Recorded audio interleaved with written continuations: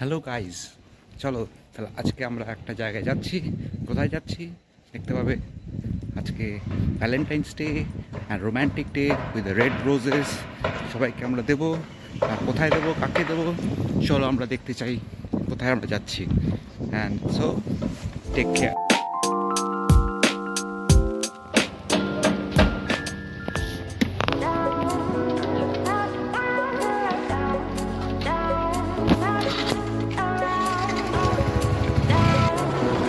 এখন আমরা যাচ্ছি প্রধাননগর। প্রধাননগর তো এটা হাইটে হতে হবে। প্রায় চম্পাশরী মোড়ের কাছে চলে এসেছি। এটা নিউ দেবী ফেমাস ফার্নিচার। আর এই যে এটা হচ্ছে নিবেদিতা স্কুল। এই স্কুলটা ক্রস করে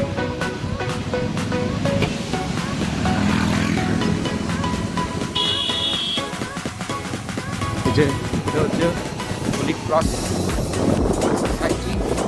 এবার ডান দিকে ঘুরবে।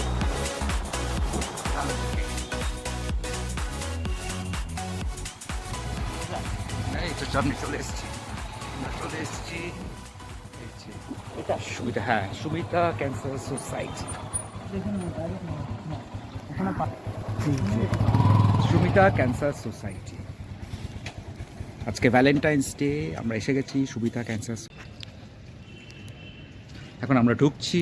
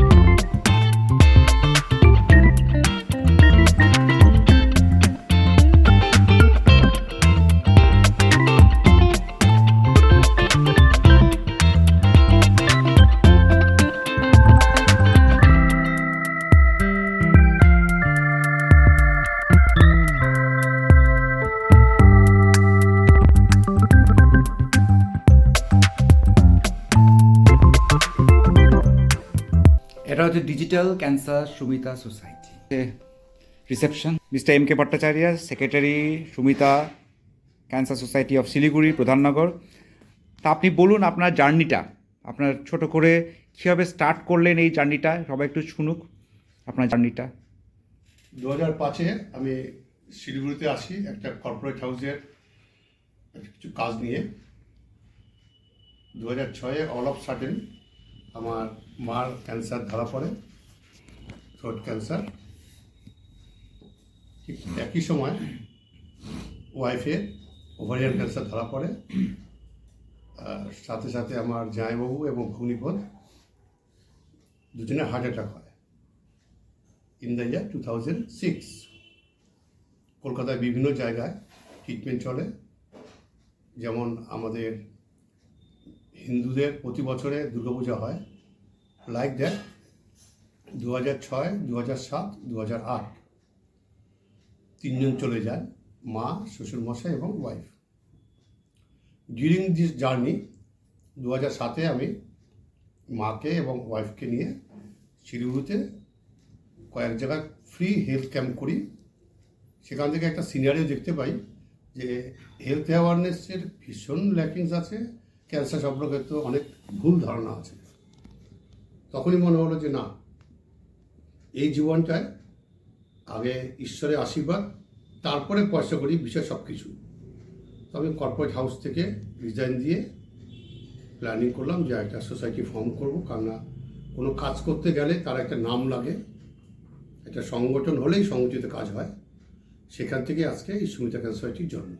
আপনি একদম শুরু থেকে সিঙ্গেল হ্যান্ডেড শুরু করেছিলেন? ইয়েস। তখন আমি শিলিগুড়িতে কাউকে চিনতাম না, জংশনে ভাড়া থাকতাম। বাইকে করে যখন অফিস যেতাম তখন বলতাম যে যদি তো ডাক শুনে কেউ না আসলে একলা চলো রে। তখন আস্তে আস্তে আপনি সবার কাছে যেতেন এবং সবাইকে হেল্প করতেন। ইয়েস। কীভাবে হেল্প করতেন? প্রথমত কমিউনিটির মধ্যে আমি অ্যাওয়ারনেস করতাম অনেক রকম অভিজ্ঞতা আছে অ্যাওয়ারনেস সাথে ক্যান্সারের জন্য। ক্যান্সারের জন্য একটাই, যে আপনারা রুটিন হেলথ চেক আপে আসুন। তো কোনো ডাক্তারবাবুরা তখন এগিয়ে এসেছিল তখন ওই সময়টাতে হ্যাঁ। হেল্প করার জন্য, বা কোনো অন্য হসপিটাল গ্রুপ বা কোনো না, সংস্থা? সেইভাবে বা পাইনি।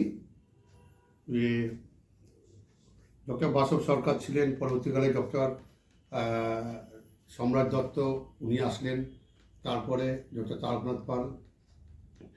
এই তিনজনের মধ্যে আমি ডক্টর সম্রাট দত্ত এবং ডক্টর বাসব সরকারকে পেয়েছি।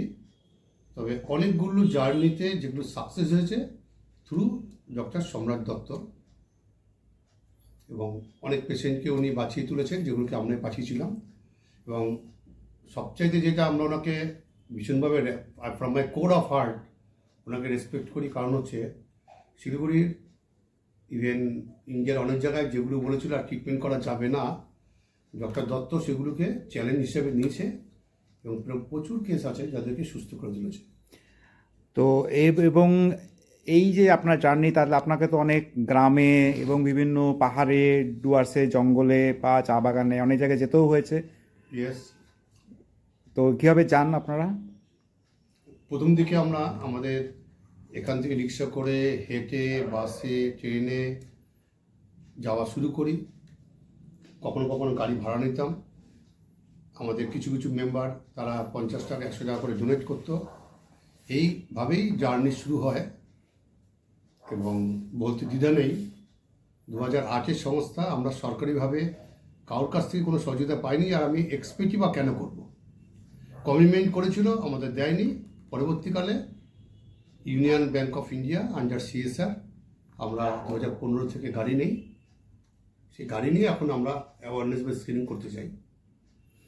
এখন আপনাদের মেইনলি অ্যাক্টিভিটিস হচ্ছে ক্যান্সার স্ক্রিনিং, অ্যাওয়ারনেস, আর কি কি? নট অনলি দ্যাট, আমরা ফ্রি নিউট্রিশন প্রোভাইড করি নর্থ বেঙ্গল মেডিকেল কলেজে। প্রতি মাসের 1 তারিখে আমরা ফ্রি নিউট্রিশন যত পেশেন্ট থাকে সবাইকে দেওয়া হয়। আর 2013 থেকে রাউন্ড দ্য ক্লক আমাদের এখানে মা অন্নপূর্ণা ভাণ্ডার আছে। পেশেন্ট আসলে খাবার পায়, artificial breast prosthesis, artificial wig. তাছাড়া ভেরি রিসেন্ট আমরা ক্লিনিক্যাল ট্রায়াল করার জন্য যে এথিক্স কমিটি লাগে, আমাদের ইন্ডিপেন্ডেন্ট এথিক্স কমিটির আমরা পারমিশন পেয়েছি 2021-এ। তখনও নর্থ বেঙ্গল মেডিকেল কলেজে ছিল না। আমরা ইনিশিয়েটিভ নিয়ে 2022-এ ওনাদের রেজিস্ট্রেশন করাই।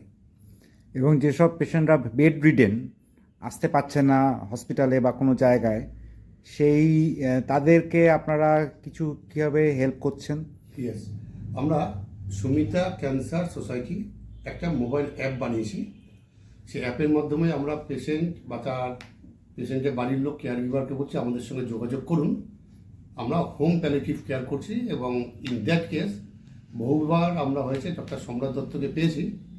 ওনাকে নিয়ে গিয়ে শিলিগুড়ির বিভিন্ন কর্পোরেশন এলাকায় গিয়ে বাড়িতে বাড়িতে ডক্টর সম্রাট দত্ত প্যালিয়েটিভ কেয়ার করেছেন এবং আমরা সেটা দেখেছি। এইভাবে আমরা প্যালিয়েটিভ কেয়ারটা করছি। আগামী দিনে আমরা মেডিকেল কলেজের সামনে জমি নিয়েছি, একটা ক্যান্সার ইনস্টিটিউশন এবং প্যালিয়েটিভ কেয়ার সেন্টার করার ইচ্ছা। হোপফুলি এপ্রিল থেকে আমাদের কনস্ট্রাকশন কাজ শুরু হবে। প্যালিয়েটিভ কেয়ার সেন্টার মানে বলতে হসপিস টাইপের? যেখানে হসপিস হবে এবং পেইন ম্যানেজমেন্ট, ক্লিনিক্যাল ট্রায়াল এগুলো হবে। আমাদের অলরেডি বাজেট হয়ে গেছে 1.5 কোটি টাকার প্রজেক্ট। তো সবাই প্রার্থনা করবেন ভগবানের কাছে যাতে কাজটা করতে পারি। আপনাদের টোটাল এখন কতজন মেম্বার? আপনি একা শুরু করেছেন আজকে 2023-এর ফেব্রুয়ারিতে, এখন আপনার কতজন মেম্বার? আমি প্রথমে বলি, আমি একা বলেছি বললে এটা একটু অহংকার হবে। আমি বিশ্বাস করি এই জগৎটা হচ্ছে ঈশ্বরের জগৎ। আমার ইচ্ছা হয়েছিল, ঠাকুর বলছেন যে তুমি 1 পা আমাকে বিশ্বাস করে ফেলো, আমি 10 পা ফেলবো। তো এইভাবেই পথ চলা শুরু। আজকে আমাদের জেনারেল মেম্বার 162, ভলেন্টারি মেম্বার আছে 52। তাছাড়া আমরা খুব রেস্ট্রিক্টেড করে দিচ্ছি এখন, যেটা আমি ভাবলে কখনো হাসি পায়, যে যাকে তাকে আমরা মেম্বারশিপ আর দিচ্ছি না। কাউকে যদি মেম্বার হতে হয় আগে ভলেন্টারি কাজ করবে, তারপরে ভলেন্টারি মেম্বার, তারপরে জেনারেল মেম্বার। আগে তাদের কাজ আপনারা দেখেন, তাদের কমিটমেন্ট দেখেন, তাদের সিনসিয়ারিটি এবং মানুষের পাশে তারা দাঁড়াচ্ছে কিনা এটাই দেখে নেন। ইয়েস, আমরা এটাই বলতে চাই, এটাই ট্রেনিং দিই এখানে, ভেরি রিসেন্ট নাগাল্যান্ড থেকেও north east institution for social science and research তারা আমাদের এসে ট্রেনিং নিয়ে গেল। এর আগে ইউএসএ থেকে এসেছিলো, নাগাল্যান্ড থেকে, মণিপুর থেকে। আমরা এটাই বলতে চাইছি যে ক্যান্সার নিয়ে যে কাজটা করবে এটা একটা থ্যাঙ্কলেস, এটা একটা সেবা, নট পরিষেবা। দুটোর মধ্যে বেসিক ডিফারেন্স হচ্ছে সেবা মানে আপনি বিনিময়ে কিছু চাইতে পারবেন না, আপনাকে গালি দেবে, হতেই পারে আপনাকে মারধর করতে পারবে, এটা আমাকেও করেছিল। পরিষেবা মানে সেখানে একটা ইন্টারেস্ট যুক্ত থাকবে। তো আমরা এইভাবে ওরিয়েন্টেশন করে কাজটা চালানো চাই, যেটা পরিষেবা মানে পুরোটাই পরিষেবা, যেটা সেবা মানে পুরোটাই সেবা। থ্যাংক ইউ, খুব ভালো লাগলো। আর আগামী দিন আপনাদের আরও সাফল্য কামনা করি। নমস্কার। আর মানুষের পাশে থাকার জন্য সবাইকে আমরা অনুপ্রাণিত করব, আপনারাও করবেন এবং আপনারা আরও এগিয়ে চলুন। Thank you so much. আজকে দিনটা হয়তো আপনারা অনেকেই জানেন যে 14ই ফেব্রুয়ারি সারা বিশ্বে ভ্যালেন্টাইন্স ডে হিসাবে মানানো হয়। আজকে যে সুমিতা ক্যান্সার সোসাইটি একটা ভালো মেসেজ দিতে পারছি কিনা জানি না, যদি এই মেসেজ একটা লোকেরও কাজে লাগে তাহলে ভাববো আমাদের আজকের এই যে এখন যেই মুহূর্তে অনুষ্ঠানটা চলছেন এটা সাকসেস হবে। ধন্যবাদ। ধন্যবাদ। এই যে শুভ ভালোবাসার প্রতীক আজকে হচ্ছে ভ্যালেন্টাইন্স ডে, আপনি বলুন কিছু। ভ্যালেন্টাইন্স ডে স্যারের সঙ্গে আমার একটা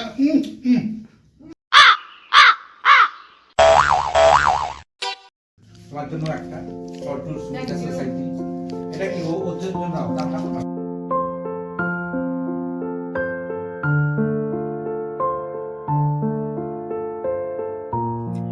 Thanks for watching. Please don't forget to subscribe, like, comment and share. Work, travel and spread the positive vibes all around.